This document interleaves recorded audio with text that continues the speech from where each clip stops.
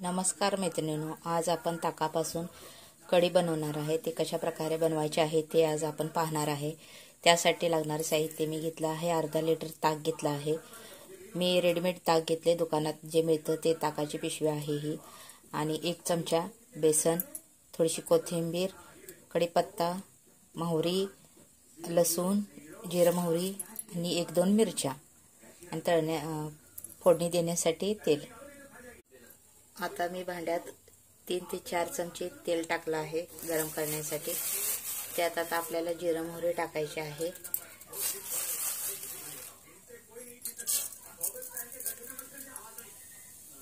जिरं मोहरी चांगली व्यवस्थित भाजली की मग त्यात आपल्याला लसूण टाकायचा आहे।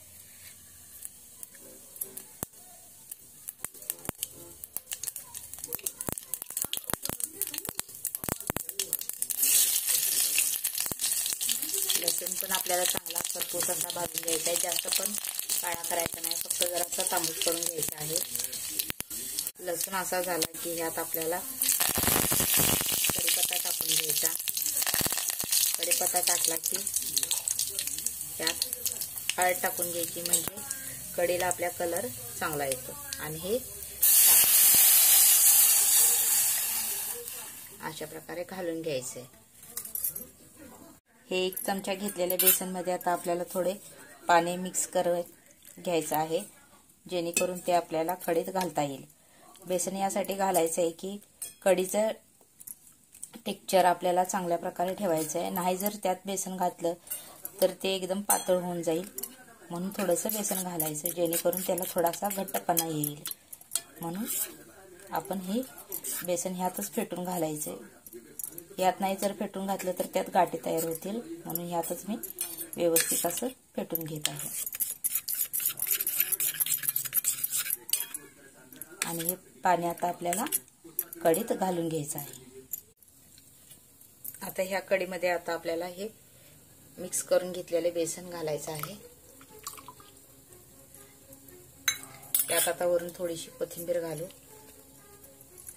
आणि या हिरव्या मिरच्या 2 मी अशा मधनं थोड्याशा चिरून घेतल्या आहेत, त्याही घालायच्या आहेत। आणि चवीनुसार मीठ, तुमच्या चवीनुसार तुम्ही मीठ घाला।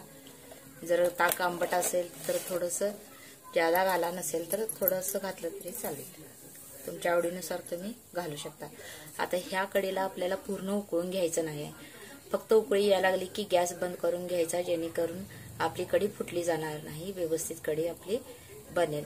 कढी एकदा उकळली की मग ती जसं दूध नासतं त्या प्रकारे ती कढी नासली जाते, म्हणून आपल्याला कढी पूर्ण उकळायची नाही आहे।